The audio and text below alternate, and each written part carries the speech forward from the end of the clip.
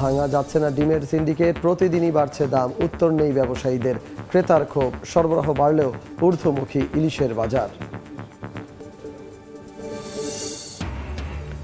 জুলাই আগস্টে দুদফা কারখানা বন্ধে বিপর্যয়ে নারায়ণগঞ্জের পোশাক শিল্প, ক্ষতি $2 বিলিয়ন, বলছে বিকিএমইএ।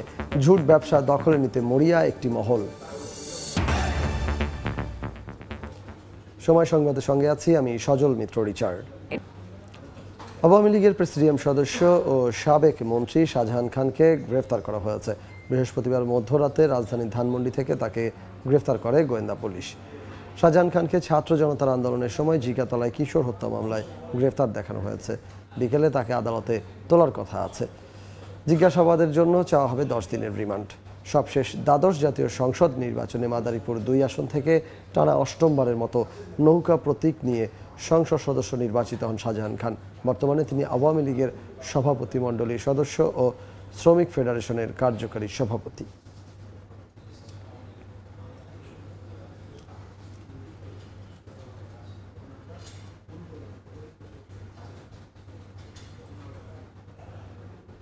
হাসিনা সরকারের দেয়া দফায় দফায় কারফিউ ও সাধারণ ছুটিতে বন্ধ হয়ে যায় নারায়ণগঞ্জের পোশাক শিল্প কারখানা।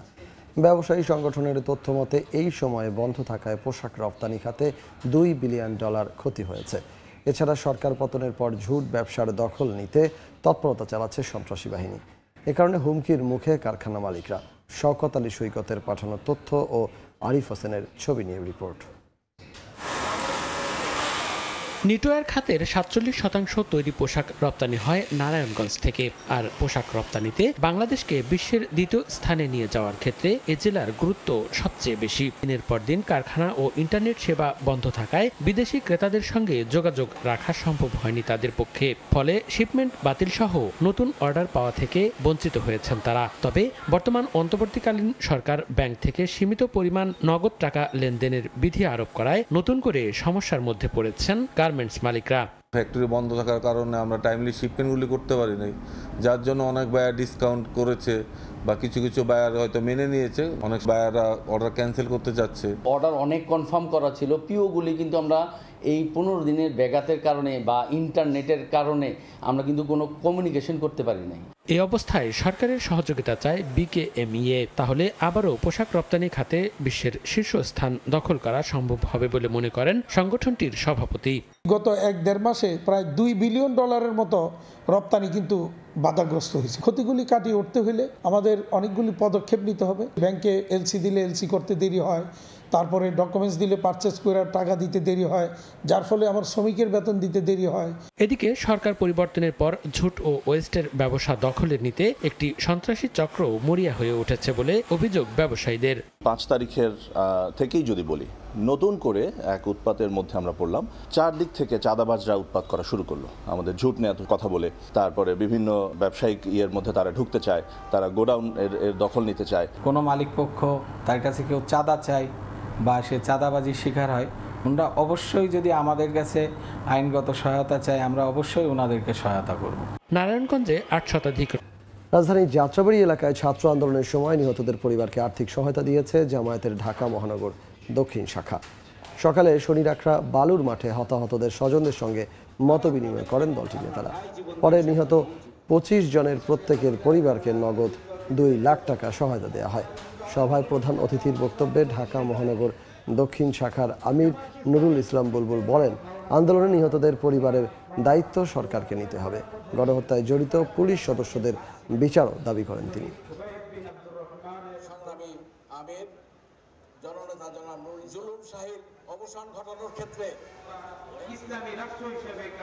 শহীদ পরিবারের, আহত পঙ্গু পরিবারের সুনির্দিষ্ট তালিকা তৈরি করে তাদেরকে তাদের অভিভাবকত্বের দায়িত্ব নিতে হবে, তাদের কর্মসংস্থানের ব্যবস্থা করতে হবে, তাদের পুনর্বাসনের ব্যবস্থা করতে হবে।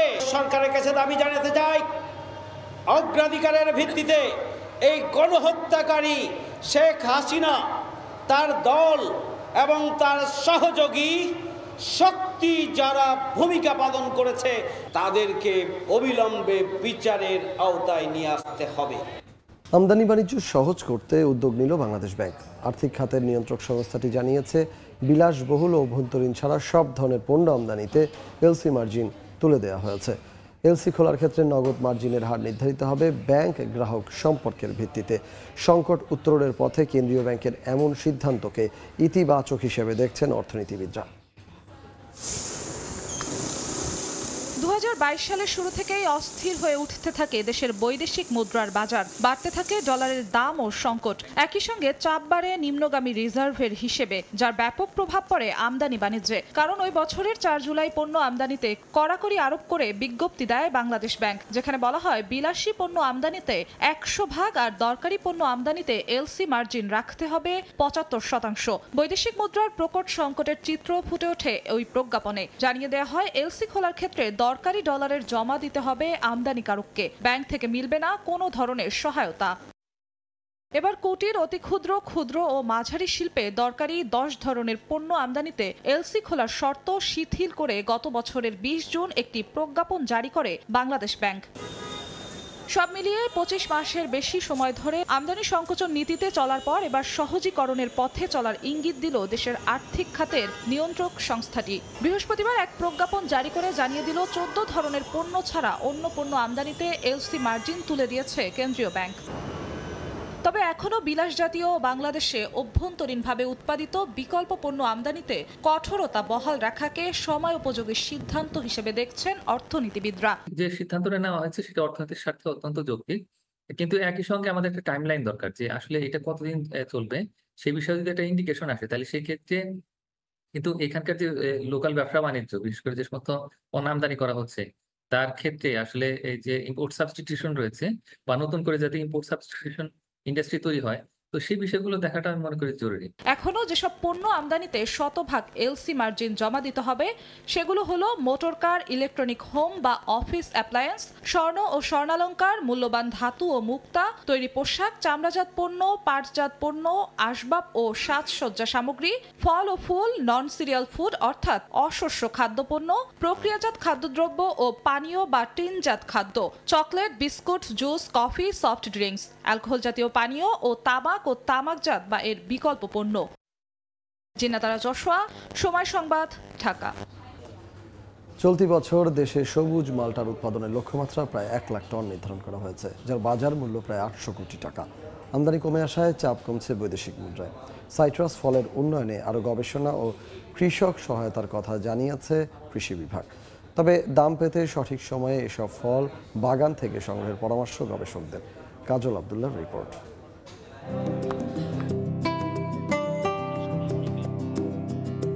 স্বনির্ভরতায় বাজিমাত দেশীয় মাল্টা চাষ। ভরা মৌসুমে থোকায় থোকায় ঝুলছে বাগানে বাগানে। বিদেশি মাল্টার বিপরীতে জনপ্রিয় জাত বাড়ি এক মাল্টা রঙে সবুজ হলেও গুণগত মানে ভরপুর। সরকারিভাবে নানা পৃষ্ঠপোষকতায় ফলটির সম্ভাবনা এখন পরিলক্ষিত হচ্ছে দেশব্যাপী। উৎপাদন বাড়ায় আমদানি যেমন কমছে, তেমনি চাপ কমেছে ডলারের ওপর। পরিসংখ্যান বলছে গত বছর দেশে প্রায় 10,000 হেক্টর জমিতে প্রায় 90,000 টন মাল্টা উৎপাদিত হয়। আর চলতি বছর চাষের পরিমাণ বৃদ্ধির পাশাপাশি উৎপাদন দাঁড়াবে প্রায় 1 লাখ টনে, যার বাজার মূল্য 800 থেকে 1000 কোটি টাকা। তবে অভিযোগ রয়েছে ভালো ও পরিপক্ক মাল্টা পাচ্ছেন না ভোক্তা। ভালো দামের আশায় আগাম সংগ্রহের কারণে অপরিপক্ক শক্ত মাল্টা কিনে প্রতারিত হওয়ার ঘটনাও ঘটছে। এমন অবস্থায় গবেষকরা বলছেন পরিপক্ক ও স্বাদযুক্ত রসালো মাল্টা পেতে হলে গাছ থেকে মাল্টা সংগ্রহ শুরু করতে হবে সেপ্টেম্বরের মাঝামাঝি থেকে। সেপ্টেম্বর মিডল আমরা বলি অ্যাপ্রোপ্রিয়েট সময়, সেই সময় হারভেস্ট করেন আপনার ফলনটাও কাঙ্ক্ষিত পরিমাণে হবে এবং এর মিষ্টতাও যথাযথ হবে। বাইরে থেকে আমরা ফলটা যদি দেখেন আপনি গাঢ় সবুজ থেকে ইয়েলোইশ কালার ধারণ করবে বাহ্যিকভাবে। আর আরেকটা ব্যাপার হলো আপনি ফলটাকে যখন হাতে নেবেন টেনিস বলের মতো ফলটাকে পাঁচ করলে এটা একটু ভিতরের দিকে নুয়ে যাবে। দ্যাট মিনস এটার ভিতরে পর্যাপ্ত রস হয়েছে, এটার প্রমাণ কি হলো এটার ভিতরে পর্যাপ্ত রস আছে এবং ওই সময় ফলটা হারভেস্ট করতে হবে। অপরিপক্ক ফল সংগ্রহের পেছনে রয়েছে কৃষক পর্যায়ে অসচেতনতাও। তবে কৃষি সম্প্রসারণ অধিদপ্তর জানায় কৃষকদের প্রশিক্ষণের পাশাপাশি মাঠ পর্যায়ে সচেতন করতে কাজ করছেন কর্মকর্তারা। কৃষক ভাইদেরকে এই ব্যাপারে সচেতন করি যারা আর্লি হারভেস্ট না করে যাতে সঠিক সময়ে হারভেস্ট করে, এত করে ভোক্তারা সঠিকভাবে এই বাড়ি মালটা একের যে প্রকৃত স্বাদ এবং প্রকৃত রসটুকু তারা পাবে। আমরা দেখেছি যদি আর্লি হারভেস্ট করে তাহলে মিষ্টতা বা টিএসএস লেভেল কম থাকে, আবার যদি খুব দেরিতেও বা বিলম্বে হারভেস্ট করে তখনও দেখা যায় যে মালটাতে যে রসের পরিমাণ কমে যায়। দেশি পয়সা মালটা বাড়ি এক বাজার থেকে কেনার সময় অবশ্যই সবুজের মাঝে হালকা হলদে রং ধারণ করেছে এমনটি দেখে কেনার পরামর্শ গবেষকদের। কাজল আব্দুল্লাহ, সময় সংবাদ, ঢাকা। এ ছিল সময় সংবাদের সঙ্গে থাকুন সময়ের।